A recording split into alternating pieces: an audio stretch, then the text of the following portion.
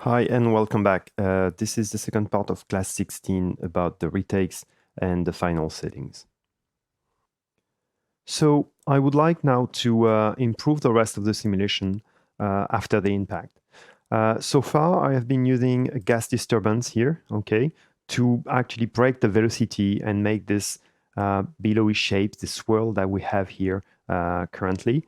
And I was using a dump to slow down the high velocities without touching the slow velocities. Now, something that I like to use is the vortex confinement, gas vortex confinement. This gas vortex confinement is going to work on the velocity field as well. So that's why we plug it with the rest of the fields. And it's going to increase any vortices that we already have in the simulation. And so I made a few variations and rendered. So this is the reference one, the vortex 0. And then I made a vortex equals 5. And you see that it's increasing the vorticities that we have already in the simulation. And finally, I made a test with vortex 10. And this is what we have. And finally, I made this test with a vortex confinement of 15. But I keyframed it so that it goes down to 1 at frame 60 here. Okay, so it starts at 15 and goes all the way down to 1. And so we can keep the shapes that we have. The original shapes that we have here was a vortex confinement of 5, okay? But then over time, it doesn't break, it doesn't get messy like with vortex confinement of 10, okay? And we keep these interesting shapes and add some more swirls into it. And now if we continue with the list of retakes we had for this shot, we were asked to add some wind blowing from screen left to screen right, okay? And the best to do that is, in my opinion, to use a wind force. I mean, you can create your own force, or you have some other forces. But what I like with this wind force is that you can give a direction to the force, of course, but the wind is going to act like it's going to move things that are slower than the wind velocity. But anything that is faster than the wind is going to have its own way. Okay? And so the slow things are going to accelerate, and the things that are faster than the wind are going to have their own movement until they slow down and get to the wind's velocity. And the second thing I really like about it is the fact that you can add some noise to it. So you have something blowing in one direction, dragging everything with it, but you can noise it. So you can actually give some turbulence into the velocity of the wind, and this will give some nice patterns into it. So I'm going to do some wedges with the wind, but before I do that, I would like to remind you to help yourself having quick iterations. One of the things I was using, maybe you have noticed, but when I was working on the impact, I reduced my timeline to some frame range which was around the impact. I didn't need this part of the timeline from 60 or maybe 50, I can't remember. So I reduced it, okay?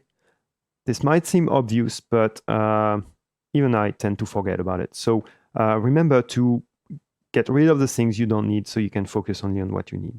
And so here, another thing we can do, because we cannot reduce the frame range because we need to see how the dust is evolving through the timeline. What you can do is actually reduce the bounds of the simulation. Okay, so you can use the max bounds and reduce them to what you need. Okay, so before I was using some bounds and I made some preset with that, which were full bounds. This is what I was using. Okay, I was then working on the impact and I worked with that. So I didn't need this. I didn't need the simulation below it. So I kept my volume to the minimum for the impact. Then I was also testing for the vortex, but I didn't show you some slim bounds here just to see how it was evolving in this slice of the simulation. And now I change my values to something like this because I don't need the dust that is going here. I just need to see how the movement is going here. And I don't care about the values here. I don't care how it's evolving at the bottom of the simulation. So I'm only focusing here on this part of the simulation. And obviously, now I have less dust to simulate. I can decrease here my division size and go even lower. Okay. And because I have a smaller container and a smaller division size, it will roughly be the same amount of voxel. Okay, or at least I can try and get the same amount of voxel. So it will take the same amount of time as if it were bigger with a bigger division size. Okay, so keep this in mind. And one cool thing here that you can set some presets and quickly go back to what you want. All right, so here with this one, I could do save preset, and I could call that win preset and save the preset, and I would have it here, okay, available. So I made two wedges with the wind force, one with a value for the scale force of 100 here, and the second one with a value of 300. Now, as you can see, there's not much difference between the two, especially for such a big difference in the scale force. This depends on the nodes, so you would have to get familiar with them. And also, maybe it needs more time to really affect the fluid, okay? So in our case here, we don't really see the effect, but maybe with some more time, we would see the wind affect the simulation a bit more.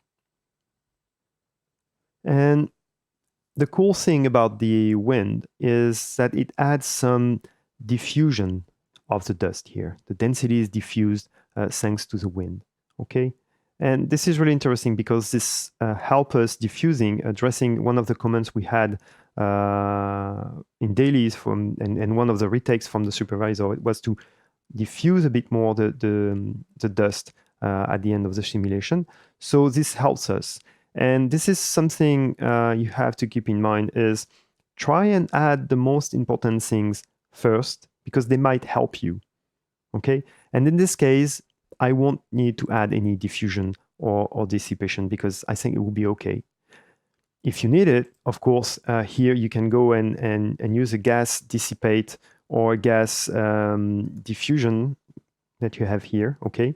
Both of them would be plugged into the advection stage here, okay? Here we were modifying the shape, so we were modifying the velocity here in the velocity update, but now we are modifying the field and in this case the density field with the diffusion or even with the dissipation. You need to plug them here into the advection step. Okay, because this is during the advection of the density that we are going to say, okay, diffuse a little bit. So blur across the voxels or dissipate and actually make some of the smoke disappear. All right, but keep those effects for the very end. Okay, so you can see actually what's happening before with your velocity and all the shapes you're adding. And maybe with some chance, some of the forces that you would add in there will help you diffuse and dissipate instead of using some microsolver for it.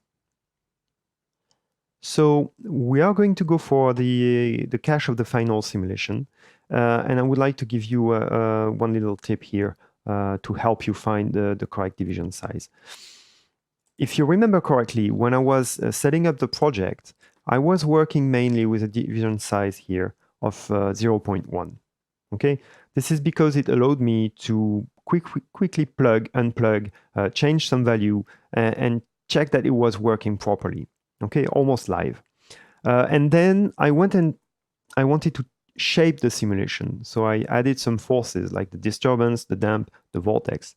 And I needed a bit more resolution. So that's why I went for a division size around 0.08 or 0.07 or 0.06, okay? And this is because I wanted to have more information on what was happening inside the simulation, but at the same time have the result quickly enough so that I can tweak the values fast enough. Time to time, I was using a division size of 0.05 to do some renders. This is because it helped me see how stable it was when I was increasing the resolution. But it was rare because this obviously this one would take a little more time to simulate. Now, if you want to know how to choose your division size for render, for the final simulation, you could use here a box to help you. I just created a box and I placed it at the center of the impact. And this is a box with a division size, a uniform scale of 1. Okay, and here I have a uniform scale of 1. All right, so let's say I hide everything here. This is, where is it? My box is here. And if I prepare a render for that, this is the render of the box inside my inside the render. Okay. Now, obviously, if I reduce that 2.1, this is the size of the voxel inside the camera in the final render. So this is how much detail I will get from my simulation. So a good thing here would be to reference the division size here that you have here onto your box. And this way you know exactly how much detail you're going to get on the render. Okay? So you don't have to decrease the division size if you don't need it. And here, if I go for a division size of 0.5, okay, this is what we have. It's good. And this was good enough for me when I was rendering, and it was even better with half resolution. But now I'm going for final render. I want to go with something smaller. So I might go with 0.4 or even 0.3 here. And you see, with the correct scale here, this is what I have. This is going to be the detail of my smoke. Okay, so just this quick hint, you don't need to go lower if the resolution of your final image doesn't need it. And finally, before you go caching with final resolution, which is probably going to take some time, it's better to double check you have everything. So here is a quick checklist. Check the bounds are actually correct. In my case, they are not. So go here on your preset and go for full bounds. You might want also to check that the start frame is the correct one. Okay, maybe you've done some test and you changed it. So be sure that you have the correct frame here. Check the frame range as well. Okay. Now inside the dot network simulation, check that the division size is the one you settled for with the render test we've done before. Check also that everything you need here is active. Here I have my collider, the wall collider, which is inactive, which is fine with me because I don't want to use it. But just in case, double check that everything you want here is active and connected, and the final render flag is where you want it. Then you want also to check that the emitters and colliders are cached correctly. You have all the frames you need. Okay, so if you're simulating 100 frames, be sure that you have the 100 frames ready. Okay. Also check that the time warp, if you need it, is set correctly. Then go into your geometry here. This is the one we are going to render. So you might want to go inside, check that the render flag is placed correctly. Check also that the .io is importing the fields that you need, because you're going to need the velocity for the motion blur and you are going to need the rest as well for the noise in case, okay, on the render. And then what else? If you are using the PDGs, you might want to go inside here and check that you are actually using the correct frame range. And here it might be checking that all those things here are cached with the correct frame range as well. Okay. And I think we're good. So I'm going to cache this for final and launch the render as well. Oh, and the following can also happen, that production can come to you and say, okay, there's been a new editing and now the cut requires that you add 20 more frames to your shot. Okay, so if you built your top network correctly, you should have here the expression there using the fn. Just go to your frame range, set it to 120, and now this is using 120 as a frame for the end. Just go to the end of your network and then fire the this render, and you see that it's going to calculate all the missing frames for you, and then launch the simulation, the render, the compositing. Okay, so now you have 20 more frames at almost no cost. You just have to use the same network with the correct frame range. And this is it, our final render. Yeah, apologies. I rendered this with half resolution and here with a simulation division size of 0.05. I could not go higher with my machine. But anyway, you can see here that we have the 120 frames that were requested at the last minute. We have our main pass of dust, which is rendered with some noise there and some movement that was asked by the supervisor as a retake. We can see here our pass individually with the sorry, I have to pause the video.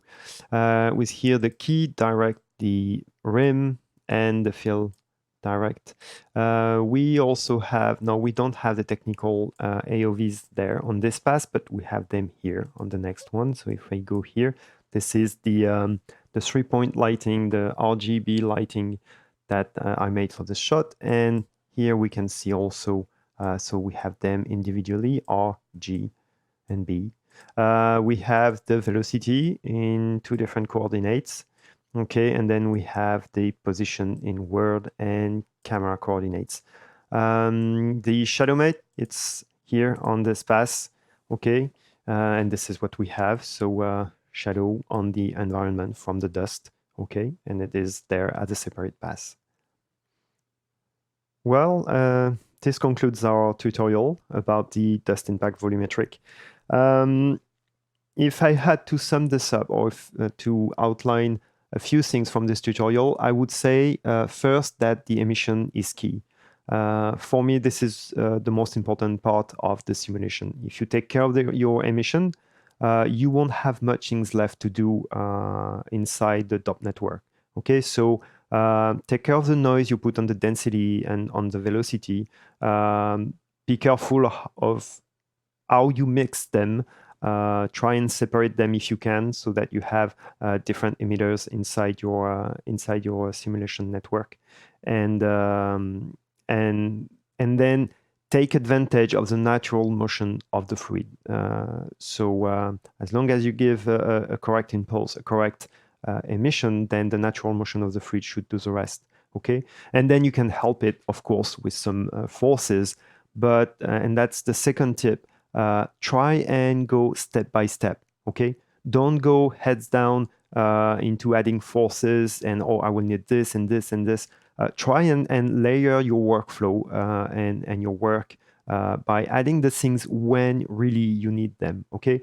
And as you can see, I did not need dissipation or diffusion in the end, because the wind was diffusing the density for me, okay? So try and do that. Try and stay with the minimum things that you require for the shot, and add only when you need. Okay. Same goes with the quality. Start with a low quality setting so you can have fast turnarounds. Okay. I think I repeated enough during this workshop, but I think this is key. If you want to deliver an image on time, you have to do fast iterations. You have to show your work quickly so that you can have as much feedback as possible. Okay. And finally, I would say call into question everything you learned into this tutorial, everything I said. I'm not kidding. This is my way of working. Okay.